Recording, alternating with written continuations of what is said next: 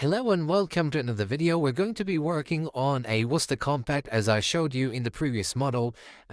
This boiler has an automatic air vent which is prone to leaking. It's a very common fault in these boilers, and this boiler we're working on is a system boiler. As you can see, the automatic air vent on the screen. I've connected the drain hose to drain down the boiler, but before I drain down, I've turned the power off to the boiler and I've removed the fuse just to make it safe. Then I've isolated the primary flow or the return valve, and then the gas valve to the boiler, and then the return valve to the boiler as well. So we are not draining the whole system down, just the boiler. Then where we connected the hose onto the drain point, I've opened the drain point and there seems to be no water coming through for some reason. Then what I did is I released or loosened up the automatic air vent just to allow some air into the system, into the boiler, so it can start draining. And as you can see, into the bucket, it has started to drain down the boiler. Next, what I'm doing is I've loosened up the screws on the flue duct at the front of the main heat exchanger, left and right. I've removed the long screws from the duct and the short screws are from the casing. Next, I've removed the flue duct from the front of the main heat exchanger and left the duct aside, as you can see on the screen. After that, we're going to remove the air inlet duct which connects onto the fan of the boiler. As you can see on the screen, I've removed the air inlet duct and I'll put it aside next to the flue duct as well. Then what we're going to do is we're going to remove the cable connectors onto the flue from the flue sensor, and I'm going to remove the cable harness from the right of the casing of the boiler so it sits away from the AAV.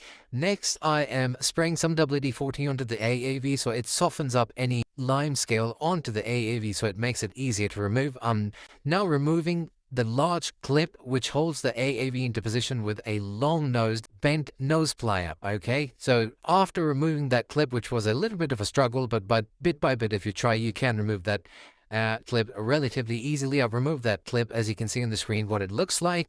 Then I've grabbed a long flathead screwdriver.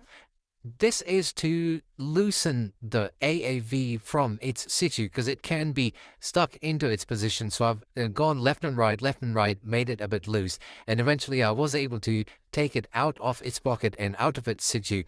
Okay, the AAV is out of position and you can see what state it is in, full of rust and limescale, and all of that stuff makes it to leak because the cup underneath the AAV, it can't move up and down freely, hence it can't isolate the water.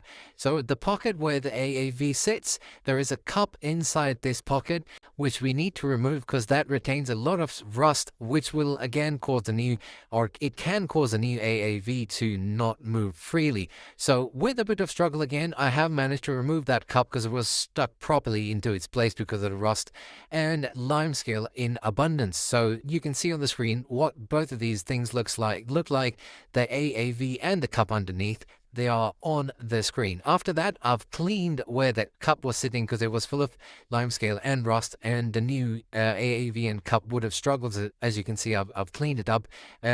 Sprayed a bit of WD-40 to help me out with the cleaning. So this is the part number for the new product. It comes with the AAV, the cup, and the big flue duct seal, which is a large O-ring. As you can see on your screen what is included in the packaging of this part. Next, you can see on the screen is the pot of silicone grease which I use to grease the AAV before it goes in. As you can see, I have greased it all up with the cup. Then I'll put some silicone grease into its pocket as well, where the AAV is going to sit. Put the AAV into its pocket and then pushed it into its position. It needs a bit of pushing so the O-ring can sit or allow the AAV to sit into its position. Then put the clip into the pocket where the AAV is sitting so it does not pop out.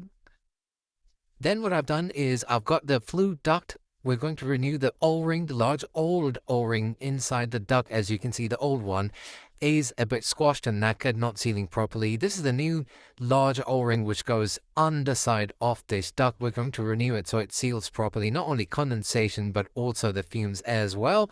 The new O-ring has gone into its position.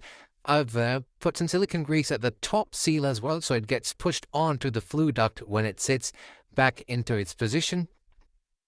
Then I've connected back up the flue stack so it's all ready to take the flue duct back onto flue pipe. Then what I've done is where the O-ring is going to sit, that has got a bit of scale on it, so I've sprayed a bit of WD-40 and cleaned it so the seal, the new O-ring, is sitting nice and flush onto its surface where it should be seating. Then I have put the duct back into its position, the air inlet flue or the air inlet pipe into its position onto the fan as well, closed back the drain valve, removed the hose from the drain pipe. Then, as you can see, the pressure is on 0 at the moment. We've opened up the valves first on the heating flow and return. Then found the filling loop in the air cupboard next to the cylinder, topped up the pressure on the boiler to 1.5 bar, pushed the fuse back into the fuse spur, and then turned the switch back on to resume electrical supply or the power to the boiler. While purging the boiler, what I do is I turn the gas supply off to the boiler, so while it's trying to purge, it doesn't fire up and not overheat or misbehave. So I've turned the gas valve to the boiler off and then put the boiler into chimney sweep mode, so the diverter valve is sitting in its mid position and purging both hot water and heating side of the boiler. And once the boiler is purged and I can see that there is no more air I can hear, and I've tested and I've confirmed that the FSD flame supervision device is working as well, then I've resumed the gas. As you can see that it is now fired up. What I'm trying to achieve here, the flue readings is 8.5 minimum and 9.1 on the maximum. So I've tested on maximum. The working pressure, the gas working pressure on the boiler is 16.4, should be at least 16 millibars. It's fine. The maximum chimney sweep mode 9.1 is absolutely fine. The readings are good. Then to check the fan pressure, the negative fan pressure, I've removed the little cap which sits on the side of the fan. The fan pressure is fine, minus 4.5. Put the cover back onto the fan pressure testing point. Then I've closed the gas testing point P1 as well and put some leak detection fluid on it just to make sure that it is not leaking or bubbling on this test point. Took the boiler out of the chimney sweep mode. As you can see, it's now sitting happily. It's got no other problems. The AAV has been renewed, not leaking.